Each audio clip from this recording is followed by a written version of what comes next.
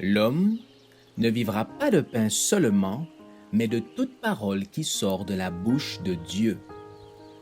Voici votre moment de méditation quotidienne.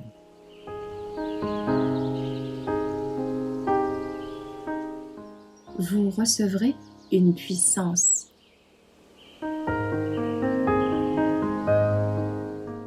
L'humilité, le 29 mars.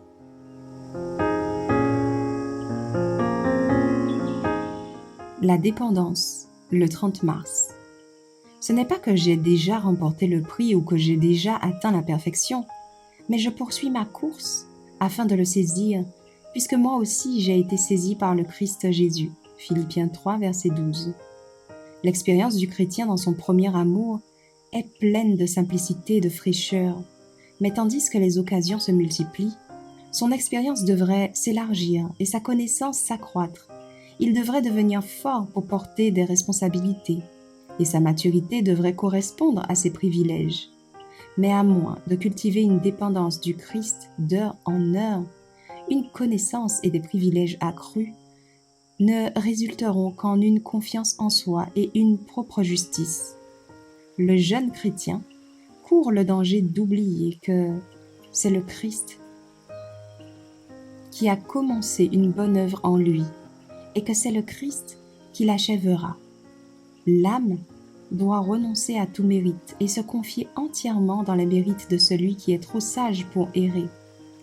L'homme de lui-même ne peut rien faire de bien. Jésus déclare « Sans moi, vous ne pouvez rien faire ».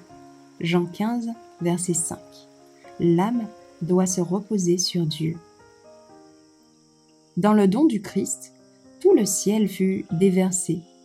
Et par le Christ, le Saint-Esprit est promis aux croyants. Jésus confie à ses disciples que le Consolateur, le Saint-Esprit que le Père enverra en mon nom, c'est lui qui vous enseignera toutes choses et vous rappellera tout ce que moi je vous ai dit.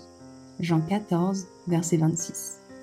Le Christ n'offre pas seulement le pardon à l'âme croyante et repentante, mais il lui promet l'aide constante du Saint-Esprit. Dans la croissance de la semence dans le sol, l'homme ne peut voir l'action des agents invisibles qui développent la plante jusqu'à la perfection, faisant apparaître d'abord le germe, puis l'épi, puis le grain, mûr dans l'épi. Bien que jeune dans la foi, vous saurez que vous êtes passé de la mort à la vie, quand les fruits de l'esprit se manifesteront dans votre vie. Si vous croissez en foi, en espérance et en amour, vous saurez que votre vision spirituelle s'est éclaircie. Si vous aimez vous attarder sur le plan du salut, sur les glorieuses manifestations du caractère divin, si votre cœur dans la contemplation de l'amour de Dieu déborde de gratitude et de joie, vous pouvez être sûr que vous avez été illuminé par les rayons du Saint-Esprit et des agents célestes conduisent votre caractère vers la maturité de la vie chrétienne.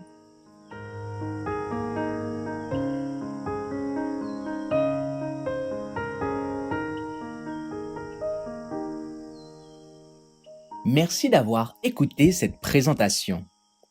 Assurez-vous de nous rejoindre demain pour votre moment de méditation quotidienne avec lereste.org.